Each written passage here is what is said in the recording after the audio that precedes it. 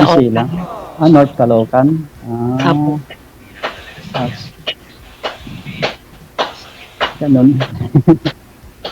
Saan kayo nag-work, ma'am? Wala po. Full-time mom lang po ako. Kasi may dalawa po akong anak na nag-aaral. Yung dalawa ko pong anak yung nag-work para sa amin. Saan kayo? Sa bagong silang kayo? Apo. Madalas ako dyan. Ay, ganun po ba? Oo. Anong ginagawa mo sa bagong silang, sir? May sister kasi ako dyan. Bumibisita lang ako.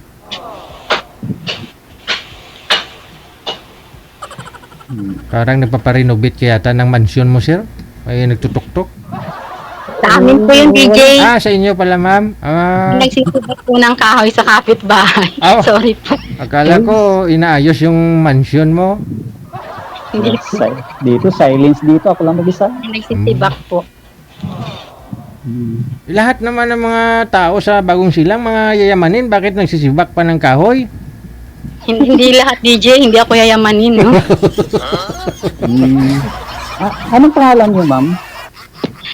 Maria Teresa po, kaya lang tawag po nila sa akin Lisa. Lisa. Ako nga pala si Bonnie. Bonnie at saka si Bonifacio, saka Teresa.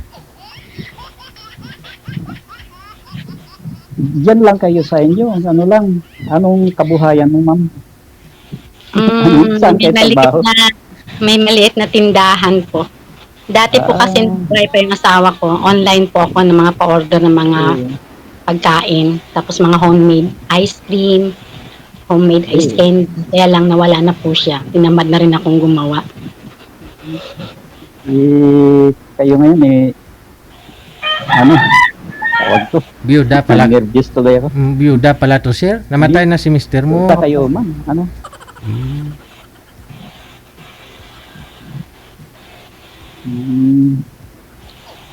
Kayo po ba? May asawa kayo? Ano? Judo? Hiwalay? Ano po? Ma'am? Broken mind, ma'am. Hiwalay. Nandito ako sa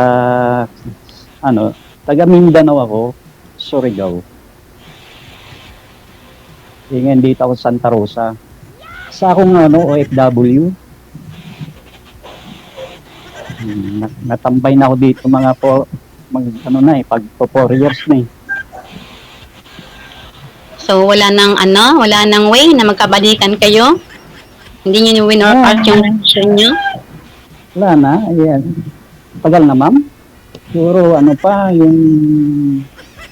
siguro may mga 20 more than na eh. Ganun po ba? Oo. Kasi yung nag-OFW ako ng 1999. After nandun na ako sa ibang bansa. Yun na, 1 year lang ako doon, yun nagulo ko na. Kaya nga medyo, noon masakit. Pero ngayon, tanggap na. Ganun talaga.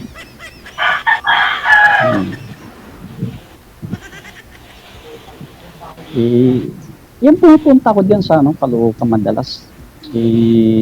Sa ngayon, hindi na nakapunta dito muna ako kasi may nasikaso ako dito sa Santa Rosa. Anong pinagkakabalahan mo ngayon, sir?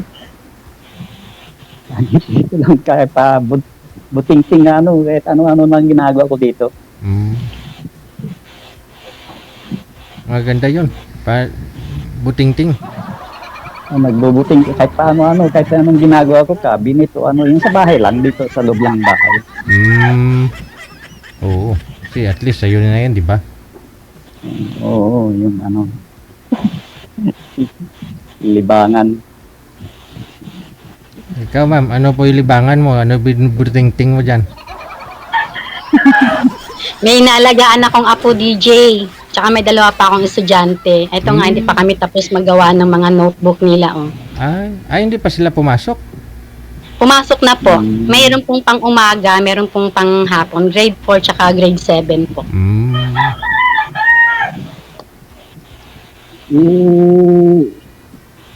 Diyan lang pala kayo, ma'am, palagi sa Caloocan. Opo. Kayo, Taong bahay lang po ako, sir. Rotation po, po eskwelahan, bahay. Tapos po, church pag Sunday. Ganun lang po yung rotation ng buhay. dati kasi ako, dito sa Santa Rosa, mayroon akong kunting business. Yung ngayon yung, yung lockdown, bumagsak ang business. Yun, ang kaya lugi. Yung pera kong pinag-abroadan, nawala. Madali po tayo ng pera, sir. Yun, Trabaho ulit. Siyempre, sana pa, may mag-sponsor sa akin. Kasi ako din po, nag-work din po ako. 1 month lang din po kasi yung bunso ko po, umiiyak din po. Honor student pa naman. Baka kasi bumaba yung grades. Kaya nag-stop na rin po ako dahil yung uwi ko po, lagi siya nagsasabi na, hinto ka na mama, ikaw na mag-alaga sa amin. Ilang taon na po ba yung bunso mo, madam? 9 years old po siya, DJ. Nasa honor student po siya eh. Bata pa pala. Ilang taon na po ba kayong byuda? Ano na po, almost 1 year and 8 months po. Ay, na COVID. Ilang anak mo pala, ma'am? Actually po, 7 po sila. Umabot po sila ng 7 kasi naghabol po kami ng babae. Sawa naman ng Diyos nakadalawa. Ganun. Kaya lang po, ang lalayo na po ng agwat nila after po nung 3 lalaki na magkasunod. So, nagkaroon po ako ng babae after 7 years. Tapos inulit-ulit namin, 4 years naman, lalaki naman po. Tapos after 9 years naman po, tsaka po ulit nagkababae. Tapos yung last po, yun po yung 4 years naman po, tsaka po nagkalalaki, yun po yung bunso. Ako naman, 3 anak ko. Yung bago ako umalis, ilipan nila ngayon pagbalik ko may mga asawa na. Nakikita nyo naman po sila. Okay naman, pati yung ex ko, okay naman sila. Parang kaibigan na lang, tanggap ko na rin. Kasi mga anak ko naman nasikaso niya, natapos na rin sila. Yun parang friend na lang kami. Okay ako naman, mahanap ako ng friend, kaibigan. Okay po. Ako din po, friend lang din po. Gusto ko rin po muna ng friend. Actually po, yung anak ko po yung pag-live kasi, ni DJ, lagi po akong nanonood. Ngayon po, sabi ko po sa anak ko, ito po kasi yung anak ko dahil na-isolate po siya dahil may sipon siya. So, hindi po muna siya pinapasok ng company. Sabi ko, gusto ko sumali dito. Sali ka. Sabi niya gano'n. Sabi niya pala, nung chinat po ko ni madam na pa-line up na. Sabi ko, line up agad. Sabi ko gano'n. Ano lang din po, friend po. Sa ngayon po. Kasi wala pa namang, tsaka hindi ko naman po sinasarado yung puso ko dyan. Kaya lang po, mas nakapokus kasi ako sa mga anak ko. Ano lang, natutuwa lang kasi ako kapag may mga nakasala, tuwang-tuwa ako. Pati nga yung mga kapitbahay ko napapaano sa akin kasi ang lakas ko yung tumawa pagka yung unang panood ko kasi nito bibong-bibo yung babae, nasa Saudi siya, pauwi na siya. Hindi ko lang kung natandaan ni DJ yun. Tawa ako ng tawa kasi bibong-bibo yung babae. Nakakawala lang din ng stress. Thank you DJ at saka kay Ma'am Pearl na Subali na pati kapitbahay mo nagulat sila na grabe ka tumawa byuda, kakabiyuda mo lang. No? DJ, magaling lang ako magtago DJ pero actually kababalik ko lang sa doktor dahil sobrang stress. Nakakapagod na rin DJ kaya sabi ko sali nga ako para ano lang DJ, ako naman nandun ako sa Saudi Arabia. Palagi ako pinapanood talaga si Idol DJ. Yung wala akong magawa doon. Alam ko lang, kung napapansin mo yung mga comment ko, ang kulit ko sa comment ko. Pagka mga ganyan nangungulit ako DJ, sobrang stress ko niyan. Kaya lang, nililibang ko na lang yung sarili ko para na lang din sa 2 anak ko. Kasi kung pag nawala ako, paano naman din yung 2, di ba? Tama. So, laban lang. Kahit hirap na, laban lang. Ganun lang. Pareho pala kayo ni Sir. Ilang taon na kayong nag-for-good, Sir? Tambay ako dito, Idol, mga magpo 4 years na. Tagal na. Oo, yun na nga yung nadala kong tempera, yun na nawala kasi yung dahil sa wrong COVID. timing. Oo. wrong timing lang. Oo, dahil nagka-COVID. Lahat naman sir eh. No? Oo. Lahat talaga. Oo, Kaya nga, bangon ulit. bangon. Oo Eh, dati kasi mayroon akong, konting kalenderya, pati laboratory, yun lang. Optical laboratory, kasi optician ako, sir. Ah. Yun ang, tinayo ko yun, nalugi. Kasi wrong timing. Ilang taon yung operation mo? Nag-1 year din yun. Sayang no. Kasi mahal kasi idol yung renta abot ng 26,000. Oo. Medyo publish kasi yung area, kaya medyo kumahalan. Oh yes. Oo. Kahit ako din apektado din kami dati kasi may studio din kami sa Cubao. Sa renta pa lang 40,000 na. Ang laki talaga. Oo. Doon talaga madali yung yun ang yung mga OFW, uwi nilang pera, ingatan. Oo. Di bali may awa yung Diyos, basta siyempre sika pa rin, no? Yun nga, date lang sa bahay, walang kausap, kaya nga sabi ko, kay Idol DJ, sasali ako.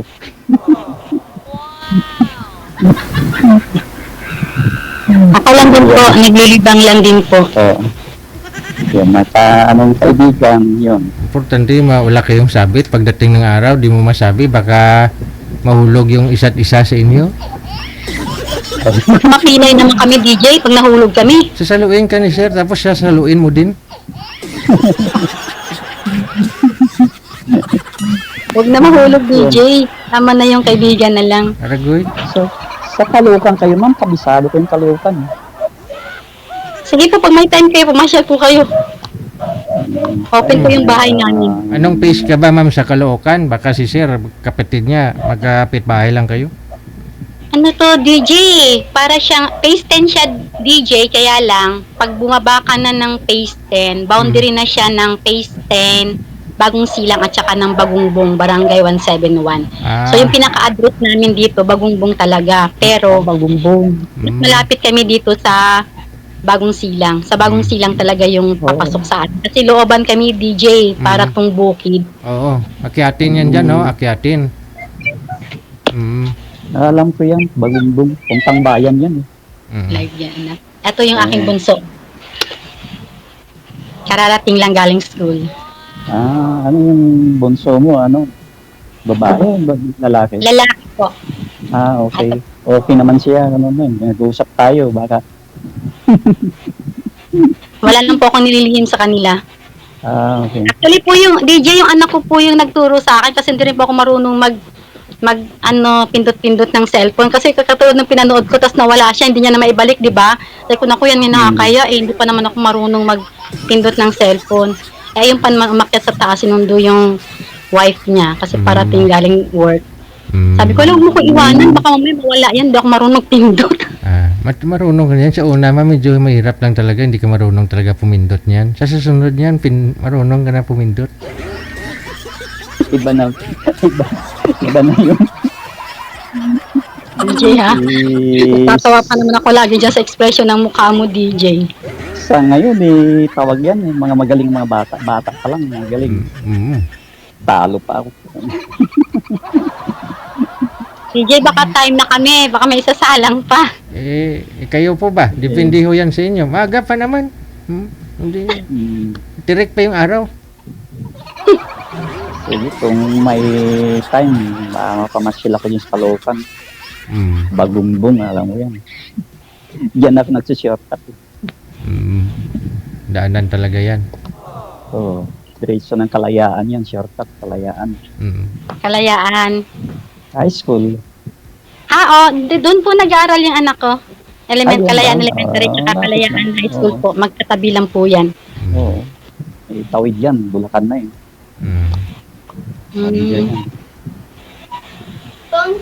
Ganon. Isa ngayon, dyan lang kayo sa bahay nyo. Ilang kayo dyan? Mga anak mo? Kasama mo? Kasama ko po yung 4 po. Kasi may apat asawa po mga nakabukod. anak mo. Nakabukod na po yung 3 may asawa. Ganun. Kaya mo, baka pamasyal dyan. Kasi ngayon, hindi pa ako makalabas Bagyo.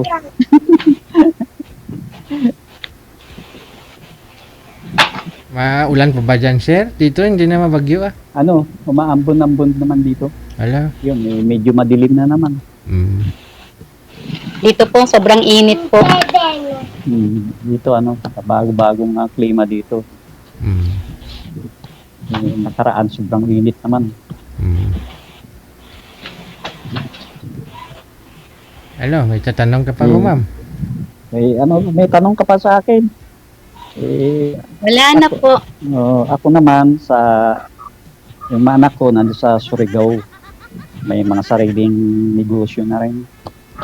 Yung isa, Davao, nagano naman siya, yung DSW naman sa employee ng DSWD. Yung mga anak ko po, nandito lang din po sa phase 1 tsaka sa phase 4. Hindi naman po sila lumayo sa akin. Tapos yung isa po, andito po sa kapitbahay lang po namin ng upahan. Mga call center po sila. Tawag yan, yung isa kong anak may sariling restaurant, kalenderya, gano'n. Kasi magaling sila nagluto, yung mga anak. Kasi nag-aral sila ng culinary. arts. Oo. Okay. Kung hindi po sana din namatay yung mister ko, balak din po namin talaga karinderya din po. Kasi hindi naman mo sa pagyayabang din, magaling din ako magluto. Ay, At gano'n. saka gusto ko talagang magluto. Yan, ang mga anak ko, sila na lang doon sa yung may, yung tawag yan, yung mga natira ng naman ng papa ko. Polytechnic States College yung harap. Kaya sila doon na lang. Sabi ko, sila, piston lang kayo dyan. Ako dito lang ako sa Manila. Yan, doon sila. Hindi kayo nagbabakasyon doon? Hindi nyo dinadalaw sila? Sa ngayon, may plano. Kaso mahirap pa mag-travel ngayon kasi medyo samang panahon, baka maabutan tayo sa daan. May balak ako bakasyon muna. Doon, dalaw-dalaw lang. Yun ang okay yung business nila kasi harap university. Daming estudyante. Maganda po yun. Maganda po yung pwesto nila. Commercial. Mabenta po po.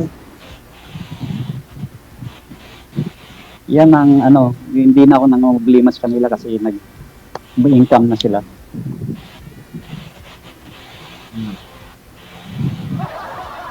Yan ako lang dito sa dito lang sa Santa Rosa. Tambay. Mayroon naman ako nag-apply ako dito. Wala pang yung tawag under construction pa daw yung may mga opening kasi dito yung mga optical kasi yung pinapasokan ko mga optical sabi nila under construction pa yung yung papasokan ko.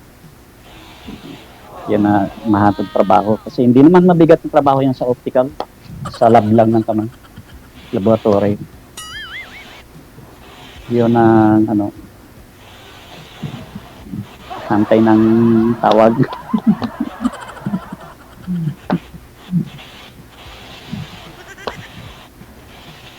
DJ time na ba?